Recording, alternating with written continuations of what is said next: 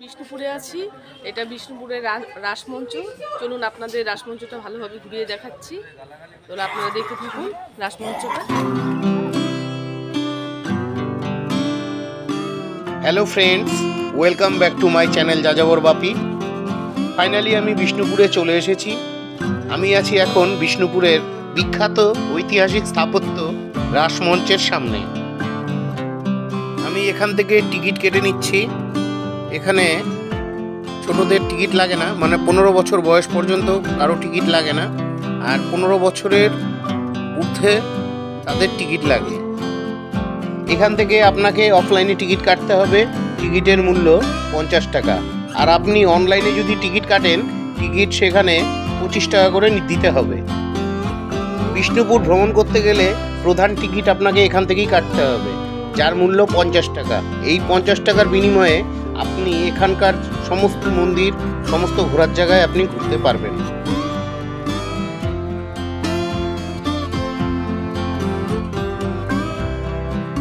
ভারত তথা বাংলার ইতিহাসের স্বর্ণময় ও গৌরবময় অধ্যায়গুলির মধ্যে বাঁকুড়ার বিষ্ণুপুর হল অন্যতম।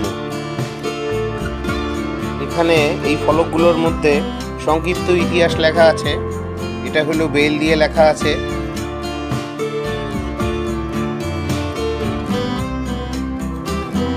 আর এখানে 3টি ভাষায় লেখা আছে, যথারীতি বাংলা, হিন্দি ও ইংরেজি ভাষায় লেখা আছে।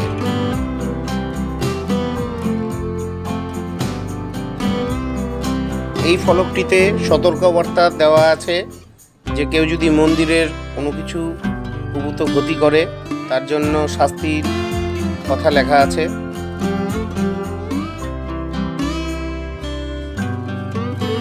এখানে আমাদের পরিবারের সবাই কিছু ছবি তুলছে।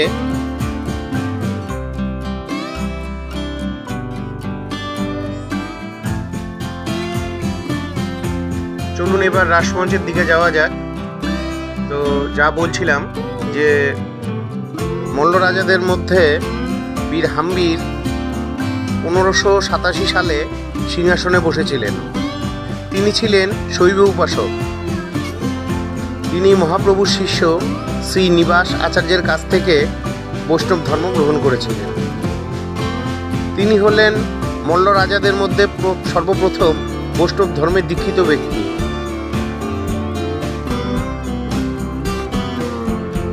মল্ল রাজা বীর হাম্বিরের পৃষ্ঠপোষকতায় একের পর এক বিষ্ণু মন্দির গড়ে ওঠে এই বিষ্ণুপুরে, আর এই রাসমঞ্চ হচ্ছে তার মধ্যে অন্যতম।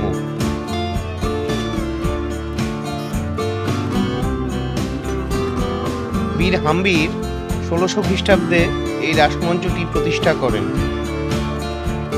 এই রাসমঞ্চের গঠনাকৃতি এরকম স্থাপত্য সমগ্র বাংলা তথা ভারতবর্ষের কোথাও আর দেখা যায়নি।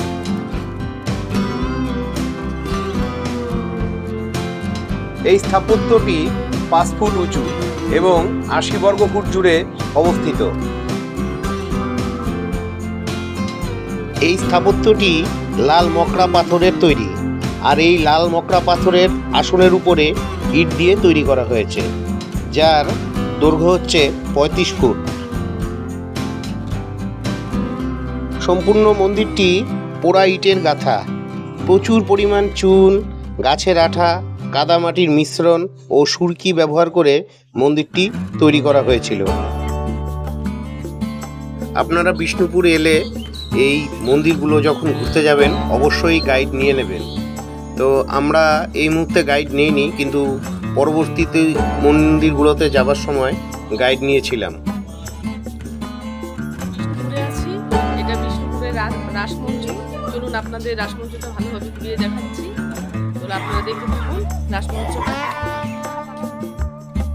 এই মন্দিরটি তৈরি হবার পর সৌন্দর্যায়নের জন্য ইটের গাঁথুনির উপর টেরাকোটার আচ্ছাদন ও ফলক সম্পূর্ণ মন্দিরে বসানো হয়েছে। টেরাকোটা আচ্ছাদন এবং পাথরের ফলকগুলোর মূল বিষয় হলো, অলঙ্করণের বিষয়বস্তু হচ্ছে ফুল, পাতা, মানব মানবী, সমাজ জীবন, ঘোড়া, পালকি, রামায়ণ, রাধাকৃষ্ণের আখ্যান, আরও অনেক কিছু। এই মন্দিরটি দেখে আপনারা হয়তো বলবেন এটা কেমন মন্দির, এখানে মন্দির আছে অথচ কোনো পূজা অর্চনা হয় না। হ্যাঁ, সত্যি এটা আশ্চর্যের বিষয়।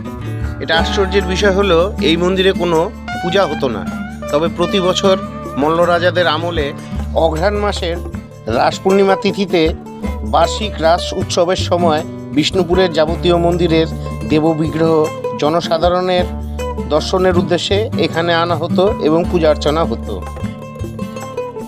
1600 খ্রিস্টাব্দ থেকে 1932 খ্রিস্টাব্দ পর্যন্ত এই মল্ল রাজাদের রাস পূর্ণিমা অনুষ্ঠান এখানেই অনুষ্ঠিত হতো। বর্তমানে মল্ল রাজাদের এই অমর স্থাপত্য ইউনেস্কোর অধীনে রয়েছে। তো বন্ধুরা, আমার ভিডিওটি আজকে আমি এখানে শেষ করছি। আমার ভিডিওটি কেমন লাগলো অবশ্যই কমেন্ট করে জানাবেন। আমার ভিডিওটি ভালো লাগলে আমার চ্যানেলটি লাইক সাবস্ক্রাইব করে বেল আইকন অন করে আমার পাশে থাকবেন। আজকের মতন এখানে শেষ করছি। বন্ধুরা, বিষ্ণুপুরের আরও কতগুলি ভিডিও রয়েছে যেগুলো আমি প্রতিদিন একটা করে আপনাদের সামনে নিয়ে হাজির হব। আশা রাখছি আপনারা ভিডিওগুলো দেখবেন।